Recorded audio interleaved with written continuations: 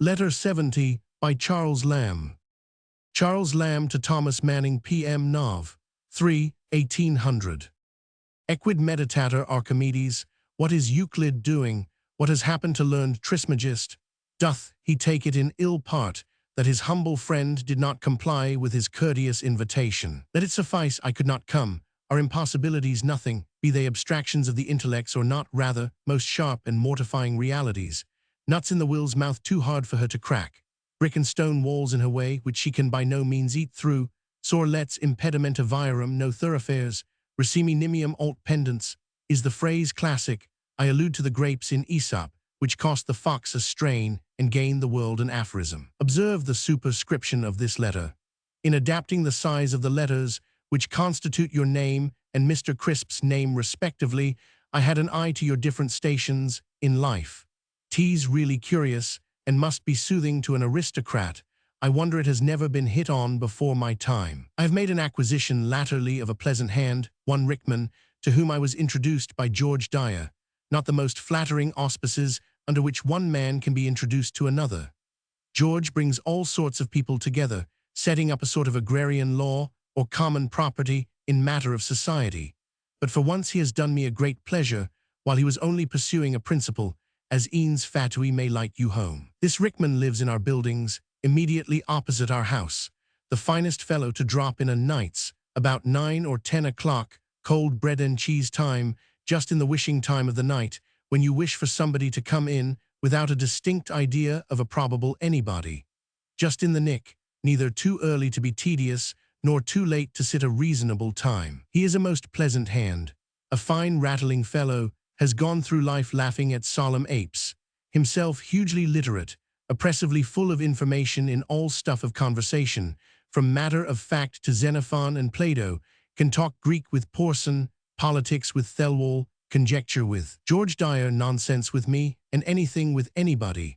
A great farmer, somewhat concerned in an agricultural magazine, reads no poetry but Shakespeare, very intimate with Southey, but never reads his poetry. Relishes George Dyer, thoroughly penetrates into the ridiculous wherever found, understands. The first time a great desideratum in common minds. You need never twice speak to him, does not want explanations, translations, limitations, as Professor Godwin does when you make an assertion, up to anything, down to everything, whatever sapit hominum. A perfect man. All this farrago, which must perplex you to read, and has put me to a little trouble to select, only proves how impossible it is to describe a pleasant hand. You must see Rickman to know him, for he is a species in one, a new class, an exotic, any slip of which I am proud to put in my garden pot. The clearest-headed fellow. Fullest of matter with least verbosity. If there be any alloy in my fortune to have met with such a man, it is that he commonly divides his time between town and country, having some foolish family ties at Christchurch, by which means he can only gladden our London hemisphere with returns of light. He is now going for 6 weeks. At last I have written to Kemble to know the event of my play, which was presented last Christmas. As I suspected, came an answer back that the copy was lost and could not be found, no hint that anybody had to this day ever looked into it, with a courteous, reasonable request of another copy, if I had one by me, and a promise of a definite answer in a week. I could not resist so facile and moderate a demand, so scribbled out another, omitting sundry things, such as the witch story, about half of the forest scene, which is too leisurely for story, and transposing that damned soliloquy about England getting drunk, which, like its reciter, stupidly stood alone, nothing prevenient or antevenient, and cleared away a good deal besides, and sent this copy, written all out, with alterations, and requiring judgment, in 1 day and a half.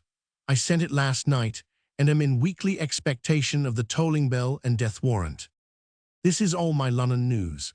Send me some from the banks of Cam, as the poets delight to speak, especially George Dyer, who has no other name, nor idea, nor definition of Cambridge, namely its being a market town sending members to Parliament, never entered into his definition.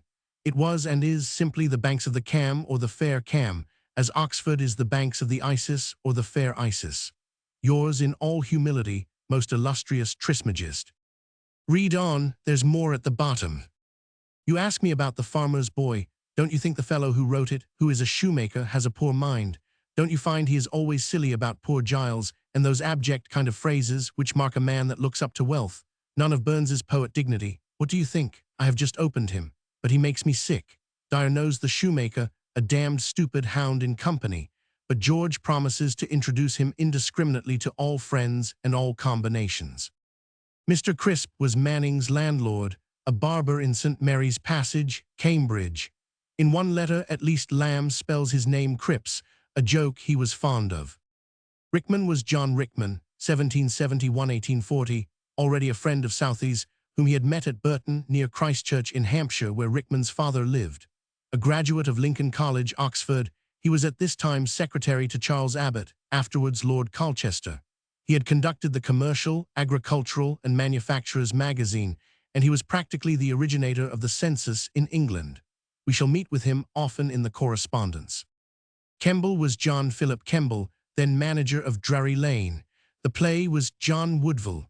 For an account of the version which Lamb submitted, see the notes to Vol. Roman 4. George Dyer wrote a history of Cambridge University. George Daniel, the antiquary and bookseller, tells us that many years later he took Bloomfield to dine with Lamb at Islington.